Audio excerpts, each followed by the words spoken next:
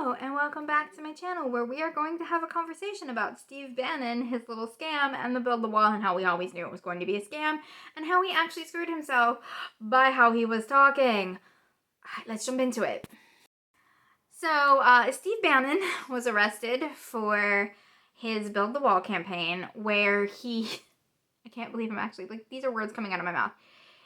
He and his 3 little cohorts used the money to buy a boat, cosmetic surgery, pay off credit card debt, and pay for luxury trips, among other things. Yeah. Now, for those of you who don't know what the Build the Wall campaign was, it was a GoFundMe crowdfunding sourced thing where Steve Bannon and an Army vet, or was it an Air Force vet? I don't know. I remember arguing with people that vets can be skeezy people too. But they started a campaign where they said that 100% of the proceeds would go to building the wall on private property using private funds and private companies. Right away, this raised a lot of red flags with people who understand how the government works, including myself. And I'm like, you can't take private funds and put it towards this. And as far as I can tell, not a single mile of their wall has been built, to be honest. I can't find anywhere where they've actually built any part of the wall. If you know that they built a part of the wall and I am wrong, by all means, link it down below and we'll talk about it. But, ironically, Steve Bannon was arrested on a yacht, a Chinese yacht, owned by a Chinese billionaire who is rumored to be a spy, who has ties to Mar-a-Lago. He has a membership with Mar-a-Lago, which I find alarming within itself. Why is someone who's rumored to be a spy paying for access to the President of the United States? We're going to need to talk about that in a separate video. He went to court and was released on $5 million bond and said that he would be vindicated. But he can't be vindicated because they can show where he took money and funded it through his, he took it from the crowdsourcing, funded it through charities, laundered it through charities, and then paid himself and the other men. He made a promise that 100% of his funding would go towards the wall. We know that in any charity and any crowdfunding thing, we know that this is actually impossible. This should have also raised red flags because it is impossible. Most charities don't donate. I think most of them are 35 to 61%, and even the highest ones are 91%, and they don't do that through cash donations.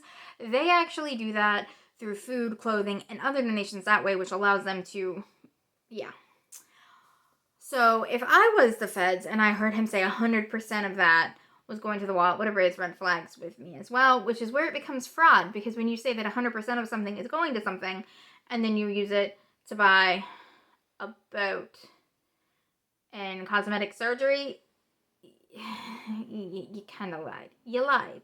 So there's no way he's going to get out of these charges. I think it's the greatest thing since, I don't know, my husband was so excited to wake me up and tell me that he had been arrested, because he knew that would make my day, because Bannon is disgusting and racist and absolutely deserves every ounce of what is coming to him. And it could be up to 20 years in jail. I highly doubt it'll be 20 years. I think it'll probably be more like 5 or 10 if Trump doesn't intervene and make it 1. Bannon also knows where all the bodies are buried, so I'm hoping he makes a deal and we get more information, because other people tied to this are Trump, who publicly stated that he supported it, and Donald Trump Jr., who would like to see if he was paid to endorse this, because he would have been paid by the same money that was laundered out to pay for these luxury items when he went and did a speech and publicly endorsed this thing. The last thing that I want to talk about is the fact that, let's be honest, they really scammed people that don't have the money to be scammed. I was looking into who donated to this, and don't get me wrong, I think it was absolutely wrong to donate. I think it was racist to donate to this fund.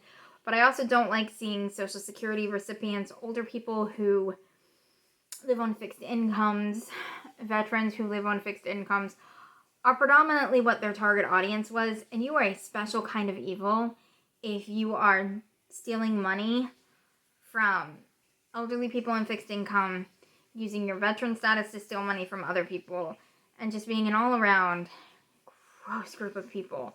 And it also shows what a lot of us have been saying all along. People connected to Trump and the Republican Party are grifters. They are in it for the money. They are not in it to make a difference in the world. They're not in it to do better. They used Trump and they used his base for a grift to financially benefit themselves. All right, guys, I don't feel well. I'm kind of scatterbrained, and I will see y'all later.